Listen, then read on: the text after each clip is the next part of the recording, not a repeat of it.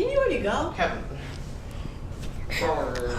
I'm just going to start off with a simple question.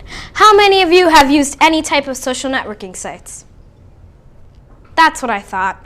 It's okay, you're not the only ones. In fact, 58% of people on Earth use social networking sites. Wow. Including me. I've had a Facebook since 9 years old, which was concerning to my mom when she found out you had to be 13 to have a Facebook. What can I say? I was a sneaky kid. Social networking consists of 6 different sections that many people may not know of. The first is social connections. These are websites like Facebook, Twitter, Google, all the ones that everybody thinks are the main social networking sites, but really they're not. The second is multimedia sharing. Multimedia sharing is basically sharing with pictures, videos, and examples of those websites are YouTube, Instagram, Vine, Picasa. Those are really fun and good to use when you need anything. Basically, you can put any type of picture online that you like about yourself. The third is information. Information is basically professional, sorry. It's professional, and basically all the websites are for business people, for career-looking jobs, and an example of this website is LinkedIn, and it's one of the most used websites in the world, and actually the one that is used the most. The fourth is information.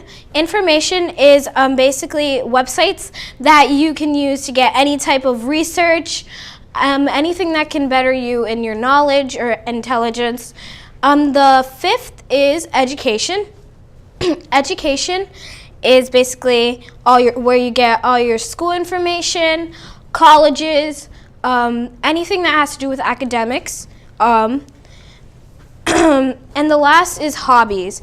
Hobbies are basically websites that you can put all of your things that you like to do, recipes, anything that has to do with your life. And an example of this website is Pinterest.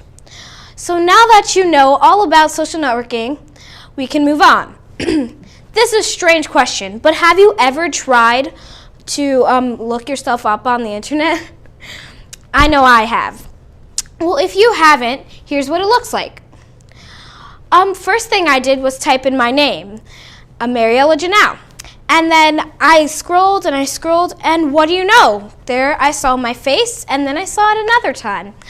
So then I proceeded to clicking one of the pictures. I clicked one, and then at the bottom was a link to Twitter, so I just clicked on it, and there appeared my Twitter account. Scary, I know. It's very easy to find yourself on social networking. And if all you need to do nowadays is type in your name to find out who you are, then you have to be really careful. If you do this and you see that any of your personal information is online, you have to make your account private. And if that doesn't work, then you should probably delete their account and then try to make a new one if you would like to. The next thing I'm going to talk about is anonymous posting websites. These are websites like Ask.fm and FormSprings. If you don't know what these are basically websites that you can post anything about anyone freely on their accounts. So, for example, you can basically write anything you want about them. If you have one of these websites, you're basically voluntarily asking somebody to bully you. If you have one, you should probably say goodbye, because all these websites are setting you up for is bullying, is cyberbullying, and it's only going to lead you to be sadder and more self-conscious. So the next thing, if you have an Ask.fm, FormSprings, any of those type of accounts, you should probably delete them. And I'm not trying to bully. I'm not trying to be the bully. Actually, 15% of kids in the UK that have Ask.fms are all cyberbullied.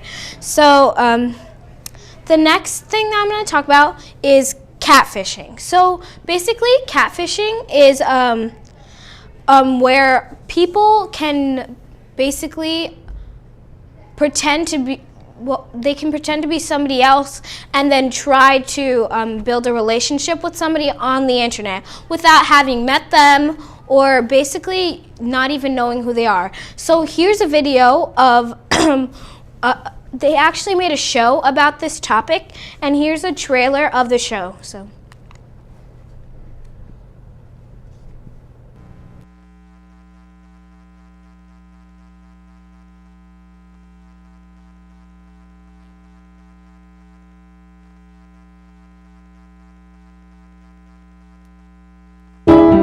Alright, this is a good one. Dear Neve, I'm in an online relationship with the greatest guy ever.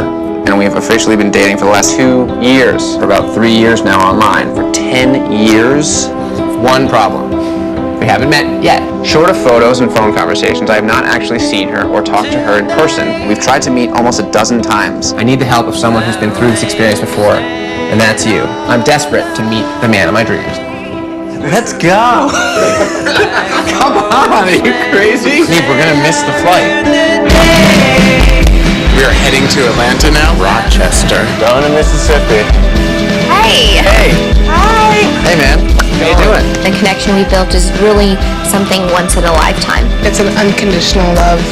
I don't know what I would do without him. I love her. You know, I love Abby. I just hope he is. Always is. The next step for us is to sort of dig in. Yeah, go ahead and investigate. Okay, ready, Max?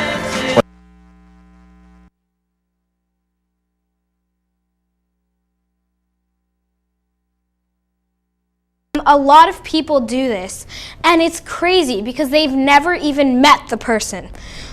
It's really hard to know who you're talking to on the internet because recently many people have been making fake accounts on Facebook and all like the main social networking sites.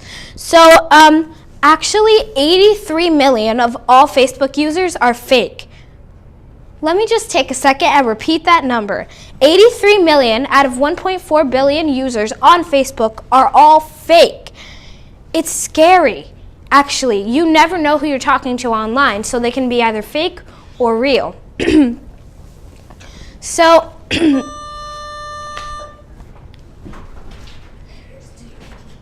what? Okay, so to end this talk off, I just want to say you have to make your accounts private and always make them safe from anybody that are trying to harm you. And I'm not trying to be the bully.